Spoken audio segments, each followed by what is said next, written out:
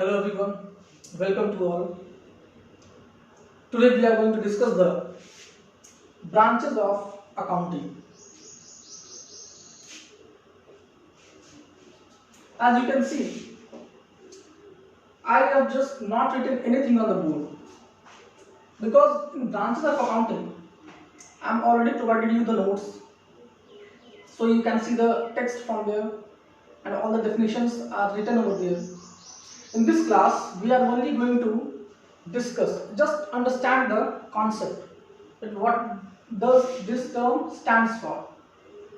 In fact, in class 11 syllabus, we are concerned only with the financial accounting, not with the cost accounting and management accounting. Although it is important to understand the meaning of cost accounting and management accounting and what are their roles. So shall we start?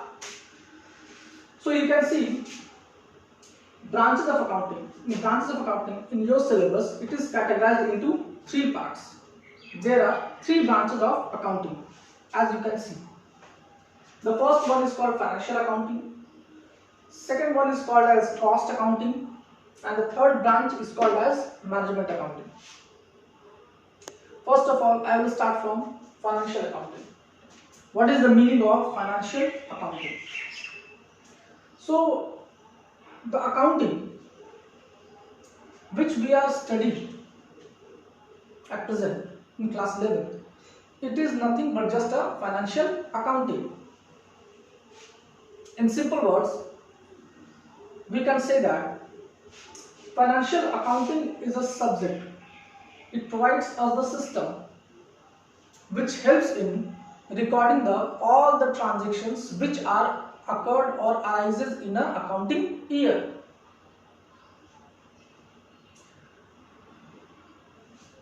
Just get into details. What I have explained, जो मैंने कहा, in financial accounting हम लोग सारे accounting data को record करते हैं. किस डेटा को? जो पूरे साल में अक्रू या अराइज हुआ. It means it is a kind of past accounting. मतलब ट्रांजैक्शन और इवेंट्स के हो जाने के बाद उसके रिकॉर्डिंग को कहते हैं फाइनेंशियल अकाउंटिंग, ताकि हम उसके रिजल्ट्स को एनालाइज कर सकें, इंटरप्रेट कर सकें और उससे कंक्लूजन विड्रॉ कर सकें. तो फाइनेंशियल अकाउंटिंग बेसिकली एक पोस्ट अकाउंटिंग होता है.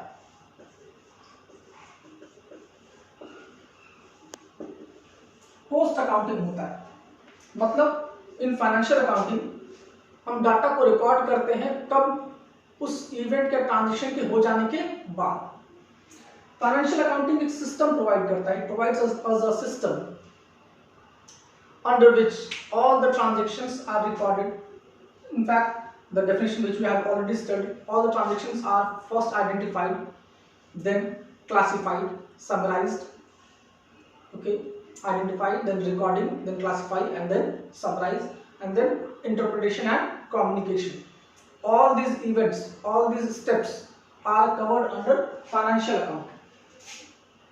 It provides useful inputs to the users of accounting, ताकि अकाउंटिंग ईयर ओवर हो जाने के बाद जो अकाउंटिंग के जो यूजर्स हैं, जो ओनर्स हैं या फिर जो आउटसाइडर्स हैं like government, banks, financial institutions, वो एनालाइज कर सकें, इंटरप्रेट कर सकें उस अकाउंटिंग डाटा से कि पूरे साल में फाइनेंशियल पोजीशन क्या रहा.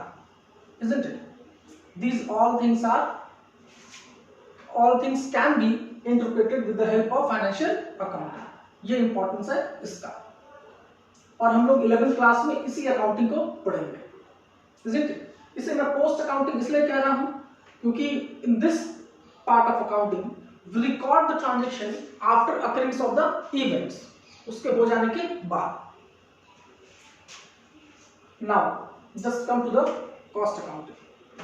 What do you mean by cost accounting? Cost accounting क्या होता है? So cost accounting basically आपके सिलेबस में है नहीं. In senior classes, in higher classes, you will study the cost accounting. In graduation or in CA, CS, you are going to study cost accounting. Not in plus 2. It is not covered in plus 2 syllabus. Cost accounting basically होता है. So we can say जैसे financial accounting post accounting है, transaction के होने के बाद का accounting है। कॉस्ट अकाउंटिंग को हम लोग प्री अकाउंटिंग कह सकते हैं। इसको क्या कह सकते हैं? Pre accounting. Pre accounting. Pre accounting means मतलब अभी कुछ भी नहीं हुआ है, ट्रांजेक्शन हुआ भी नहीं है, हम लोग बस सोच रहे हैं और उससे पहले अकाउंटिंग करने को कहते हैं कॉस्ट अकाउंटिंग।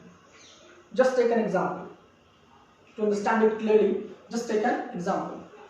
सपोज दैट मैंने प्लानिंग किया कि मुझे एक बिजनेस स्टार्ट करना है, ठीक है, या just take an example of established company. Take an example of Tata motors. Tata motors एक ऑलरेडी एस्टैब्लिश्ड कंपनी है, उसकी कई सारी गाड़ियां मैन्युफैक्चरिंग होती है। टाटा मोटर्स ने प्लान किया कि हम एक कार लॉन्च करेंगे। रतन टाटा ने प्लानिंग किया कि मैं एक कार लॉन्च करूंगा जो बहुत सस्ते दाम में मार्केट में आ जाए, isn't it? Suppose that nano, उन्होंने प्लानिंग किया था नैनो लॉन्च करने का। तो नैनो को लॉन्च करने से पहले उन्होंने उसकी अकाउंटिंग की होगी। अकाउंटिंग की होगी मतलब पहले डिजाइनर को बुलाया होगा, उससे डिजाइन बनवाया होगा, ठीक है, उसका कॉस्ट, उस टाटा नैनो को बनाने में कितना मटेरियल लगेगा, स्टील मोटर्स, ये सब चीज, उनका कॉस्ट, लेबर का कॉस्ट क्या होगा, उसको बनाने में जो मजदूर लगेंगे लेबर, उसका कॉस्ट, मशीनरी का कॉस्ट क्या होगा, उन सब कॉस्ट को ऐड किया होगा उन्होंने, ठीक है। इन सारे कॉस्ट को ऐड किया होगा और तब डिसाइड किया होगा इसका प्राइस कितना बनेगा। इन सारे कॉस्ट को ऐड करके मालूम चला कि इसका पूरा कॉस्ट इसका मिला के पड़ रहा है 1,10,000। अब इस कॉस्ट के ऊपर टाटा मोटर्स अपना प्रॉफिट मार्जिन पुट करेगा। सपोज दैट 10% या 20%, जो भी प्रॉफिट मार्जिन हो उनका। सपोज दैट 10% प्रॉफिट मार्जिन लेना चाहते हैं टाटा, तो 1,10,000 का कॉस्ट हो गया। उसका कॉस्ट कितना हो गया? 1,10,000। ये तो कॉस्ट हो गया, प्लस प्रॉफिट मार्जिन 10%। 10% होता है 11,000।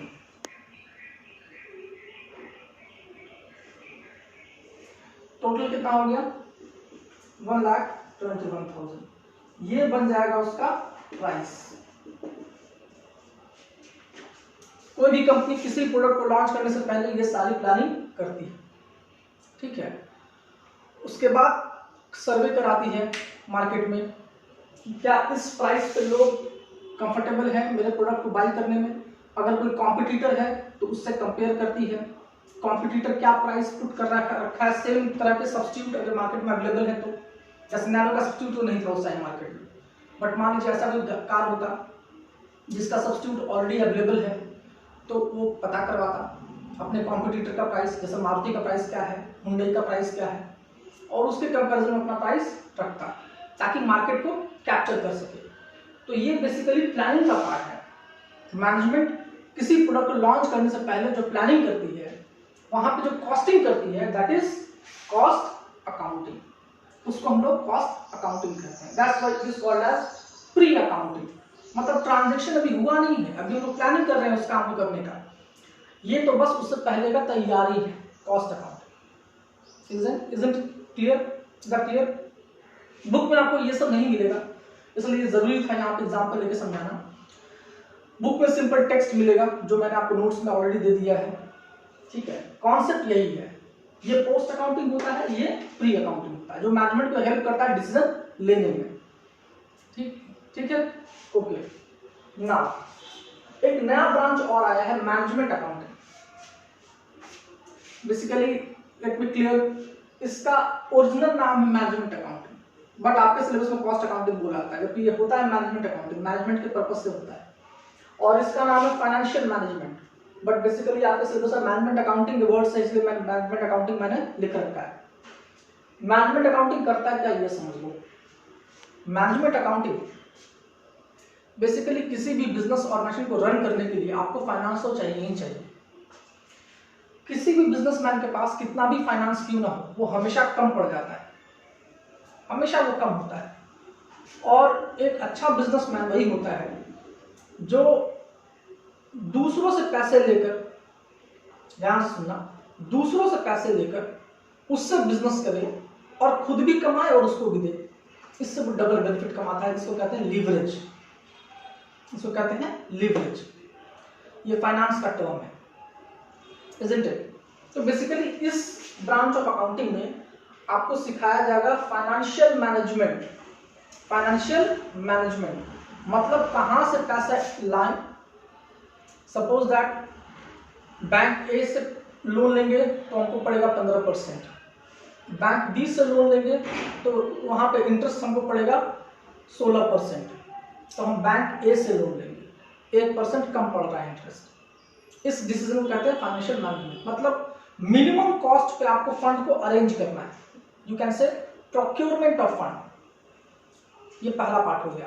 दूसरा पार्ट, उस फंड को इन्वेस्ट ऐसी जगह करना है जहां पर रिटर्न ज्यादा मिले, क्योंकि आपके उस फंड का कॉस्ट ही है 15%, उस लोन के ऊपर इंटरेस्ट कितना है 15%, तो ऑब्वियसली जहां इन्वेस्ट करोगे वहां कम से कम 15% ज्यादा रिटर्न चाहिए, तभी तो फायदा होगा। तो कहां पे इन्वेस्ट करें, किस प्रोजेक्ट में इन्वेस्ट करें, कौन सा प्रोडक्ट लॉन्च करें कि मेरा जो रिटर्न आए वो 15% से ज्यादा होना चाहिए, जितना ज्यादा हो जाए। मतलब प्रोक्योरमेंट मिनिमम कॉस्ट पे, फंड रेज करें मिनिमम कॉस्ट पे, और फंड को इन्वेस्ट करें हाईएस्ट रिटर्न पे। इस बैलेंस को मेंटेन करने को कहते हैं फाइनेंशियल मैनेजमेंट या मैनेजमेंट अकाउंटिंग। इसका बेसिकली अपने सिलेबस में नाम है मैनेजमेंट अकाउंटिंग। ये फंड को रेज करने की बात करता है और उसको इन्वेस्ट करने की बात करता है। ये एक नया ब्रांच ऑफ अकाउंटिंग होता है। सो आई थिंक अब आपको बात क्लियर हो गया। एक शॉर्ट समरी जल्दी से करा दें।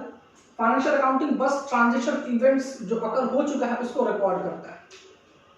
कॉस्ट अकाउंटिंग किसी प्रोजेक्ट को लॉन्च करने से पहले का जो अकाउंटिंग होता है कि वो प्रोजेक्ट सक्सेसफुली लॉन्च होगा या नहीं होगा, उसको एनालिसिस को कहते हैं कॉस्ट अकाउंटिंग। मैनेजमेंट अकाउंटिंग जो काम बिजनेस चलाने के लिए पैसे चाहिए, उस पैसे को कहाँ से लाएं, कितने कम कॉस्ट में उनको रेज होगा, वो एनालाइज करना, कहाँ पे इन्वेस्ट करें, इसको एनालाइज करने के काम को कहते हैं फाइनेंशियल अकाउंटिंग। ये फंड से रिलेटेड होता है। बस इतना ही है। सो थैंक यू, आज के लिए इतना ही।